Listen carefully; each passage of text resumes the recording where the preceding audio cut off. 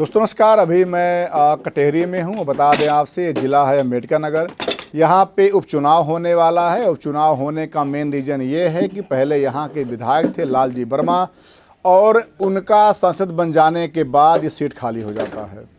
अभी हम लोग चुनाव में कवरिंग के दौरान यहाँ पे आए हुए थे। और तो सर, क्या नाम आपका? मेरा नाम सुरजीत वर्मा है जी। वर्मा जी, क्या लग रहा है ये जैसे यहाँ का क्या माहौल है, आपके यहाँ का है? यहाँ का माहौल पीटीए के पक्ष में है। जी। पूरी जनता पीटीए के साथ है और एक तरफा चुनाव है। यहाँ समाजवादी पार्टी लगभग 50,000 वोटों से जीतने जा रही है चुनाव। जी। यहाँ पे जो रैली किया गया, तो इतने मतलब दूर दूर से लोगों को बुलाया जा रहा है, इसका उद्देश्य क्या है? यहाँ पे जो आने वाली भीड़ थी दूर की नहीं थी। माननीय सांसद श्रीमती इकरा हसन जो आई थी यहाँ पे, शासन के द्वारा जो भय पैदा किया जा रहा है समाज में, उसको दूर करने के उद्देश्य से वो यहाँ आई थी कि आप लोग डरिए नहीं, खुल करके पूरी ईमानदारी से वोट करिए और ये जो अत्याचारी सरकार है इसको हटाने का काम करिए। ये 27 में आदरणीय राष्ट्रीय अध्यक्ष जी सत्तासीन हों, इसका ये सेमीफाइनल चुनाव है। प्रशासन का कैसा मतलब भय कह रहे हैं आप? प्रशासन जगह जगह जा कर के रोक रहा है लोगों को कि वोटिंग आप मत करने जाइए तो भाजपा के पक्ष में करने जाइए। और हर ग्राम सभा में जो हमारे कार्यकर्ता बता रहे हैं कि जो वोटर हैं उसमें भी एक जात विशेष के वोटरों की पर्ची वो नहीं दी जा रही है, लगभग 50 से 100 के संख्या में। उसके संबंध में यहाँ के सांसद जी ने प्रशासन से बात की है। अगर वो उस पर नहीं मानेंगे तो उस पर हम लोग आंदोलन का रुख अख्तियार करेंगे। देखा जाए तो यहाँ पे शिवपाल यादव जी भी हैं और बड़े बड़े समझिए कि अगर सपा के यहाँ नेता भी हैं। क्या उसके बाद भी मतलब प्रशासन सही से काम नहीं कर रहा है? प्रशासन एक तरफा बेईमानी करने का काम कर रहा है, जो अम्बेडकर नगर की जनता जिसको सफल नहीं होने देगी। क्या ये लगता है कि अमित वर्मा जी के आने से कुछ वर्मा का वो कटेगा? देखिए, यहाँ का वर्मा, अम्बेडकर नगर की वर्मा बिरादरी की जहाँ तक सवाल है, वो बहुत ही पढ़ा लिखा और सोच विचार के लोग हैं। यहाँ आदरणीय जयराम वर्मा जी, स्वर्गीय जो जयराम वर्मा जी स्वतंत्रता संग्राम सेनानी थे, उस समय से उन्होंने जो संगठित किया है समाज को और जो दिशा देने का काम किया है, उस दिशा में हमेशा ये वर्मा समाज इकट्ठा रहता है और मतदान के समय इकट्ठा होकर के मतदान करता है। देखा जाए तो धर्मराज निषाद के फील्ड में आने से क्या लगता है कि जो निषाद या केवट बर का वोट है, राजभर परिवार का वोट है, वो कैसे आप लोग मतलब ले पाएंगे? देखिए, जो केवट समाज का वोट है वो जितना हमारे पास पिछले चुनाव में था वो रहेगा, उससे ज़्यादा ही रहेगा। पिछले चुनाव में भी भारतीय जनता पार्टी यहाँ पे चुनाव भले लड़ी थी उनके कैंडिडेट, लेकिन वो जो निषाद समाज की पार्टी है, उस सिंबल पे भोजन भरी थाली का यहाँ पे उनका वो था, कॉम्बिनेशन था और उसी से लड़े थे। उस समय भी निषाद समाज भारतीय जनता पार्टी को वोट किया था, लेकिन जो हमारे पास थे वो हमारे पास ही रहेंगे, उनके पास नहीं जाएंगे। और जैसे कि अवधेश द्विवेदी का टिकट कट जाने से क्या लगता है कि अगर अवधेश द्विवेदी होते टक्कर और कुछ होता? ऐसा कुछ नहीं है। अम्बेडकर नगर की जनता बहुत ही पढ़ी लिखी और समझदार जनता है। वो जानती है कि कौन सा नेता से के चुनाव जीतने से हमारा कल्याण होगा। इसके पहले आदरणीय लालजी वर्मा जी यहाँ पे विधायक चुने गए थे, कई बार विधायक चुने गए हैं और उन्होंने बहुत ही विकास के कार्य, जैसे मेडिकल कॉलेज है, इंजीनियरिंग कॉलेज है, तमाम विकास के कार्य किए हैं। और वो हमेशा सुबह 9 बजे से लेकर के रात में 10 बजे तक जनता की समस्याओं को सुनते रहते हैं और उसका निराकरण करते रहते हैं। तो अम्बेडकर नगर की जनता एक तरफा उनके साथ है, उससे कोई फ़र्क नहीं पड़ेगा। हमेशा साथ दी है जनता और साथ देगी। एक आरोप लग रहा है चुनाव में कि परिवारवाद की, क्या कहिएगा? परिवारवाद का जो लोग आरोप लगा रहे हैं वो जो है गलत लगा रहे हैं, वो गलत आरोप लगा रहे हैं परिवारवाद का। इसके पहले भी ये जो इस समय प्रत्याशी समाजवादी पार्टी की, वो यहाँ पे जिला पंचायत की अध्यक्ष रह चुकी हैं। वो आज नई नहीं है कि आज पहली बार चुनाव लड़ रही हैं उनके सीट खाली करने के बाद। इसके पहले वो जिला पंचायत अध्यक्षी का चुनाव लड़के जीत चुकी हैं और बहुत ही अच्छी तरीके से उन्होंने अपना कार्यकाल पूरा किया था और हमेशा वो जनता के बीच में रहने वाली महिला हैं। ये परिवारवाद का जो आरोप है वो एकदम बेबुनियाद है और विपक्ष की एक साजिश है। क्या जो अवधेश द्विवेदी के टिकट ना पाने से ब्राह्मण वर्ग नाराज है बीजेपी से, क्या कैसे मतलब उस वोट को आप लाएंगे अपनी तरफ?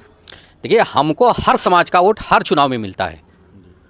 ये पहला चुनाव नहीं है कि हमको ब्राह्मण समाज वोट देने का जा रहा है। हर चुनाव में हमको हर समाज का वोट मिलता है। उसमें चाहे जिस समाज के लोग हैं विधानसभा के, सारे समाज के लोग हमेशा हमको वोट करते हैं और इस बार भी सब समाजवादी पार्टी के साथ रहेंगे। आदरणीय श्रीमती शोभावती वर्मा जी के साथ रहेंगे, लालजी वर्मा जी के साथ रहेंगे और समाजवादी पार्टी का परचम फिर से बुलंद होगा अम्बेडकर नगर में। ये बात मैंने इसलिए किया क्योंकि देखा जाए तो बहुत से हम लोगों की रिपोर्टिंग में ब्राह्मण वर्ग का ये कहना है कि हम या तो सपा में में जाएंगे या बसपा में जाएंगे, तब मैंने क्वेश्चन आपसे किया है। देखिए, ये कुछ लोग एक साजिश के तहत र्यूमर उड़ाते हैं। ये साजिश ही इसको मानिए कि वो लोग डाइवर्ट करना चाहते हैं, ध्यान भटकाना चाहते हैं, ऐसा वो कह रहे हैं। जो लोग वोट सच्चे मन से करते हैं वो लोग ये सब बातें नहीं करते हैं। जी देखा जाए तो कहीं न कहीं भीम आर्मी भी लगी है और बसपा वो भी मतलब फील्ड में है, तो दलित वर्ग का वोट क्या आशा है आपको मिल पाएगा? देखिए, हमको दलित वर्ग का, हमने अभी पहले आपसे कहा कि हमको हर समाज का वोट मिलता है और मिलता रहेगा। इसके पहले भी 2022 में यहाँ से चुनाव जीते थे श्री लालजी वर्मा जी, फिर तब भी हमारे साथ दलित वर्ग था और 24 का लोकसभा अभी बीता है, उस समय भी हमारे साथ दलित वर्ग के साथ साथ सारे समाज के वोट थे और फिर रहेंगे। ये क्वेश्चन का उद्देश्य ये था क्योंकि अगर देखा जाए तो कहीं न कहीं दलित के ऊपर अगर कोई समस्या आता है तो भीम आर्मी के लोग कहते हैं कि मैं पहुंचता हूं, वहां पे सपा और कांग्रेस लोग नहीं जाते हैं। देखिए, सड़क पे बात करना और बात है, ज़मीन पे काम करना और दूसरी बात है। आदरणीय श्री लालजी वर्मा जी हमेशा ज़मीन पर काम करते रहते हैं, हर वर्ग करते रहते हैं, इसलिए ये मुद्दा इस कटेहरी विधानसभा में बेमानी है। जी लास्ट में जो कटेहरी की जनता है, क्या संदेश आपका है? कटेहरी की जनता को हम बहुत बहुत धन्यवाद करते हैं कि कटेहरी की जनता हमेशा समाजवादी पार्टी के साथ, समाजवादी पार्टी के प्रत्याशी श्री लालजी वर्मा के साथ रही है और उनको भारी अंतर से जिताती रही है। इस बार भी शासन प्रशासन के लाख बेईमानी के बाद भी वो समाजवादी पार्टी की प्रत्याशी श्रीमती शोभावती वर्मा जी के साथ खड़ी है और खड़ी रहेगी और उनको भारी मतों से चुनाव जिताने का काम करेगी। अभी यहाँ कुछ और लोग हैं, मैं थोड़ा उनसे पूछने का प्रयास, जानने का प्रयास करता हूँ कि आखिर यहाँ का माहौल क्या है। सर, क्या नाम आपका है? जय कुमार वर्मा। जी क्या लग रहा है इस बार आपको यहाँ से? समाजवादी पार्टी इस उपचुनाव में विजय हासिल करेगी। आपको बता दें कि जो प्रत्याशी हमारी श्रीमती शोभावती वर्मा जी हैं और जो ये श्री लालजी वर्मा का कर्मभूमि है और वो गिट्टी मिट्टी से जुड़े व्यक्ति रहे हैं, ज़मीन से जुड़े हुए व्यक्ति रहे हैं और वो इनका क्षेत्र में किसी जात वर्ग धर्म से कोई भेदभाव नहीं करते हैं। जब भी किसी को ज़रूरत पड़ती है वो कभी जात नहीं पूछते हैं और सबके सुख दुख में बराबर, सुख में थोड़ा देरी भले हो जाए लेकिन दुख में सबसे आगे खड़े रहते हैं और पूरी तरह से हर समाज को लेकर के साथ चलते हैं। और इसका नतीजा ये रहा है, पहले 22 के चुनाव में आप देख लीजिए, 17 के चुनाव में देख लीजिए और 24 के लोकसभा का चुनाव देख लीजिए, उसमें सब में उनको भारी जीत मिली है। और हम आपको आश्वस्त करते हैं और देखिएगा जब 23 तारीख को रिजल्ट आएगा तो यहाँ के प्रत्याशी, समाजवादी पार्टी के जो प्रत्याशी हैं वो लोकप्रिय प्रत्याशी हैं, वो चुनाव आज लड़ रही हैं। इसके पहले भी जब से जिला पंचायत के अध्यक्ष रही हैं उसके बाद से ही वो पूरे क्षेत्र, विधानसभा क्षेत्र का कोई गांव ऐसा नहीं बचेगा जिस गांव में वो ना आती जाती रही हों। इसलिए उनको पर्चे के मोहताज नहीं है, इसलिए जनता उनको हाथों हाथ ले रही है और निश्चित रूप से उनको विजय हासिल होगा। ये हम आपसे पूरी तरह से आश्वस्त होकर के बता रहे हैं कि निश्चित रूप से 2024 का जो उपचुनाव है वो श्रीमती शोभावती के सर में शहर बंधेगा। लास्ट में एक क्वेश्चन है आपसे कि जैसे बहुत से हम लोग रिपोर्टिंग में देखे कि यादव जी लोगों ने कहा कि कहीं ना कहीं जो है हम लोगों को चांस नहीं मिल रहा है यहाँ से, कुछ कहिएगा इस पर आप? ऐसा है कि देखिए, जो भी राजनीति में आता है उसकी एक महत्वाकांक्षा होती है। सभी लोग जो राजनीति में हैं वो चाहते कि हमारी भी बारी आए लड़ने की, लेकिन हमारे राष्ट्रीय अध्यक्ष जो है वो हमेशा जिताऊ प्रत्याशी और जो निश्चित रूप से विजय हासिल करे ऐसे प्रत्याशी को और टिकट देने का काम करते हैं। और इसी वजह है पीडीए के तर्ज पर जो अभी आप अपने लोकसभा में देखा कि हमारे गठबंधन की 43 सीटें आई, उसी पिछड़ा दलित अल्पसंख्यक के गठजोड़ से जो हमारे प्रत्याशी उतारा उन्होंने और सब जगह हमको सफलता मिली। निश्चित रूप से आने वाले 2027 में भी इसी पीडीए के तर्ज पर जो प्रत्याशी हमारे रहेंगे और निश्चित रूप से 2027 में समाजवादी पार्टी की सरकार बनेगी। ये उपचुनाव केवल उपचुनाव एक सीट की बात नहीं है, ये 2027 का ये समझ सेमीफाइनल है, ये आने वाली राजनीति की दिशा और दशा तय करेगी। इसीलिए जो है भारतीय जनता पार्टी के, आपने देखा जो वर्तमान के मुख्यमंत्री हैं, इस कटेहरी विधानसभा में आखिर क्या ऐसी जरूरत पड़ गई कि जो पूरे चुनाव में नहीं दिखाई पड़े थे लोकसभा के, आज उपचुनाव में 4 बार इस क्षेत्र में आते हैं। वो भयभीत हैं, समाजवादी पार्टी की विजय रथ को रोकने में वो सक्षम नहीं होंगे, चाहे एक बार और आए चाहे 10 बार आए। फैसला ले लिया है कटेहरी की जनता ने, वो समाजवादी पार्टी के प्रत्याशी श्रीमती शोभावती वर्मा को भारी अंतर से जिताने जा रही। मैं यही कहना चाहूँगा। सर क्या नाम आपका है? जुल्फ़िकार अहमद। आप तो काफ़ी अनुभवी लग रहे हैं और सब कुछ हर फील्ड के जानकार होंगे। नहीं नहीं, इसमें नहीं। अच्छा, हम बिजनेसमैन हैं भाई। अच्छा, जी जी आप बिजनेसमैन हैं। जी। तो ये बिजनेस जब बात ही अगर बिजनेस क्या चल रहा है आप लोगों का? बिजनेस तो बर्बाद है, अच्छा, फेल है। कब आबाद था? नहीं, पहले तो था ही, कांग्रेस सरकार में, सपा सरकार में, सब में अच्छा था। अच्छा, जी, इसमें तो सब फेल है भाई। परेशान है जनता।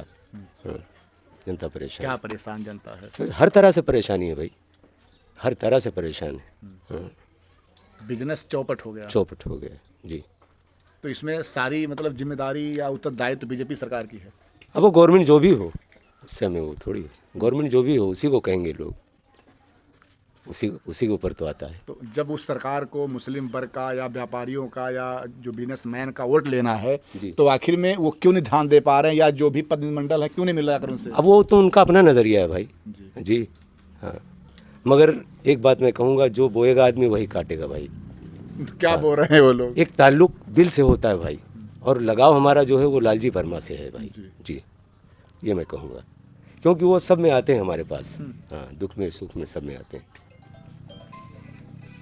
बाकी आके नसीब है भाई, वो अलग चीज़ है, तो अल्लाह तय करेगा। जिसके मुकद्दर में जीत है, इसके में हार है। तो कटेहरी की जितनी भी मुस्लिम जनता है पूरी तरह से इन्हीं वो हमेशा रही है, हमेशा रही, हमेशा रहेगी। नहीं, क्योंकि मैं थोड़ा सा एक बात लाऊंगा, फिर लास्ट विराम दूंगा प्रमाणी को। एक आरोप लगता है कि जैसे जो सुविधाएं सरकार की हैं आप लोग लेते हैं लेकिन उनको वोट नहीं करते हैं। जो सरकार की योजनाएं हैं वर्तमान समय में आप लोग लाभ ले रहे हैं आगे आकर के, लेकिन वोट नहीं कर रहे हैं बीजेपी को।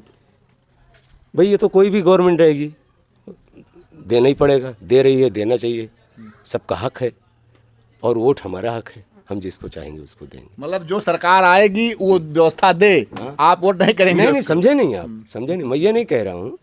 मैं मतलब जैसे वोट तो भाई करना ही है मुझे, वो हक है हमारा, है ना हक, तो अब हम जिसको चाहेंगे भाई उसको देंगे वोट। अब ये अलग चीज़ है, बौखलाई है, परेशान है। हाँ, कौन बौखला गई? जी, बीजेपी बौखलाई है, परेशान है, तो वो अपने किरदार तो देख नहीं रही है कि हम कर क्या रहे हैं।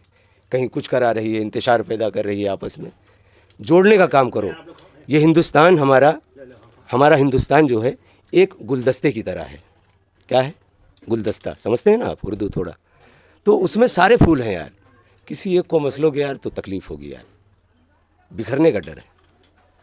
अल्लाह उनको समझ दे दे, मैं तो यही दुआ करता हूँ उनके लिए भी, हाँ, और पूरे हिंदुस्तान के लिए।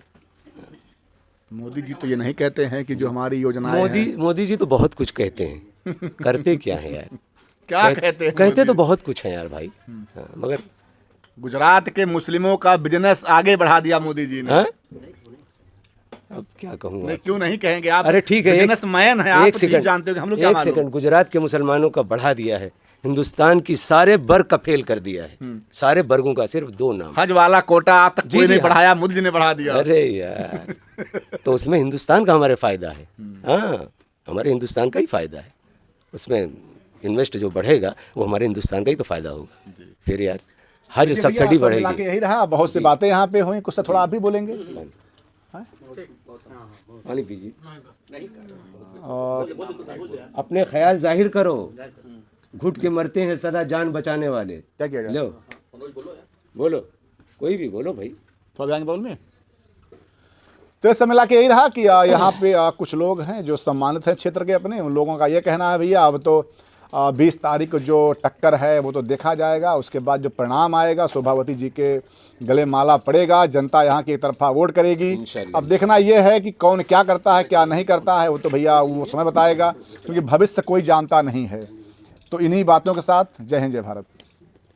ठीक है, ठीक नहीं वो सब नहीं खाएंगे, अब रखा देना मेरा, इसको चाय पिएंगे बस। चाय पी लो, लीजिए।